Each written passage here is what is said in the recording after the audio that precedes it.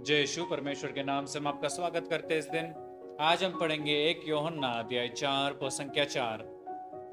बच्चों, तुम ईश्वर के हो और तुमने उन लोगों पर विजय पाई है, क्योंकि जो तुम में है वह उससे महान है जो संसार में है। मेरे भाई और बहनों, जब हम ईश्वर को स्वीकारते हैं, उसकी आत्मा हमारे अंदर निवास करती है और उसकी आत्मा जो हम में है इस संसार से कहीं अधिक ज्यादा ताकतवर है। तो मेरे भाई और बहनों, जो हमारे अंदर निवास करता है वो ईश्वर का आत्मा है। वो ईश्वर स्वयं खुद निवास करता है एक आत्मा के द्वारा। तो मेरे भाई और बहनों, क्या हम अपने आत्मा को अपना जीवन चलाने के लिए देते हैं? क्या हम उसके आज्ञा को सुनते हैं? जिस प्रकार हम बाइबल में पढ़ते हैं मेरे भाई और बहनों, शद्रक, मेशक और अबेदनगो, वो तीन व्यक्ति, ये तीन दोस्त थे जिसको परमेश्वर ने चुना था और उनका विश्वास परमेश्वर में था। वो जानते थे कि एक संसार में भले जो भी आ जाए, लेकिन उनके परमेश्वर के जैसा कोई नहीं है। तो जब राजा ने कहा कि तुम झुक कर मेरे देवता की पूजा करो, उन्होंने स्वीकार नहीं किया और वचन कहता है कि उन्हें भट्टी में डाला गया 7 गुना ज्यादा ताप में। तो मेरे भाई और बहनों, ना वो गिड़गिड़ाए, ना वो रोए, ना कुछ किए।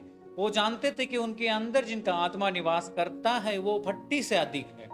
तो जब उन्हें भट्टी में डाला गया मेरे भाई और बहनों, वो अंदर स्तुति आराधना करते थे। वचन कहता है जब राजा ने देखा वहां 3 जन नहीं 4 जन थे और जब उन्हें बाहर निकाला गया उनके कपड़े भी तक जले नहीं।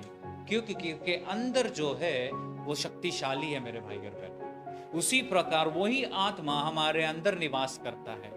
वही आत्मा जिनने उन्हें बचाया है हमारे अंदर भी वही निवास करता है। वही शक्तिशाली, वही ईश्वर, वही जो चिन्ह चमत्कार करने वाला, वही जो पानी में चलने वाला, अंधों को रोशनी देने वाला, लंगड़ों को चलाने वाला, कोढ़ी को चंगा करने वाला, वही आत्मा हमारे अंदर निवास करता है। आज मेरे भाई और बहनों, हमें ये जानना है कि अगर हमारे जीवन में कुछ परेशानी है, दुख है, तकलीफ है, हमें हमारे आत्मा के अंदर विश्वास करना है, क्योंकि हम पवित्र आत्मा का मंदिर है। वचन कहता है उसकी आत्मा हमारे अंदर निवास करती। तो हमें भाई और बहनों पूर्ण रूप से इस आत्मा को, इस मंदिर को पवित्र रखना है। हर एक पापों से छुटकारा पाना है, हर एक बंधनों से तोड़ना है और पूर्ण रूप से इस मंदिर को ईश्वर के हाथों में समर्पण करना है। जिस प्रकार वो 3 दोस्त ने अपने जीवन को परमेश्वर के रास्ते में, उसके राज्य में पूर्ण रूप से समर्पण किया और परमेश्वर ने वो अग्नि से बचाया, उसी प्रकार हमें भी मेरे भाई और बहनों, अगर हम अपना जीवन को उसके हाथों में देंगे तो क्या हमें बचाएगा नहीं? इस सुबह मेरे भाई और बहनों, हम यही प्रार्थना करेंगे। अपने आंखों को बंद कर अपना पूरा ध्यान ईश्वर की ओर लगाएंगे।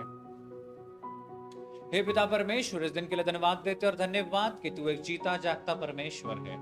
धन्यवाद कि परमेश्वर को जिस प्रकार तूने शद्रक, मेशक और अबेदनगो को उस भट्टी से बचाया, हम जानते कि तू हमें भी बचा सकता है। हम जानते तेरी आत्मा जो हमारे अंदर निवास करती है वो कहीं शक्तिशाली है। आज हम प्रार्थना करते हैं मेरे भाई, मेरी बहन जो हमें देख रहे हैं, परमेश्वर हर एक जन यही प्रार्थना कर रहे हैं इस सुबह कि वो आत्मा जो हमारे अंदर निवास कर रही है उसके अनुसार जीवन जीने के लिए हमें सिखा। उसके वचन को हमारे कानों को खोल परमेश्वर, कि हम पूर्ण रूप से अपने जीवन का हर एक जो भी काम करे, जो भी चीज करे, तेरे आत्मा के द्वारा करे, ना अपने स्वार्थ के द्वारा लेकिन तेरे आत्मा के द्वारा।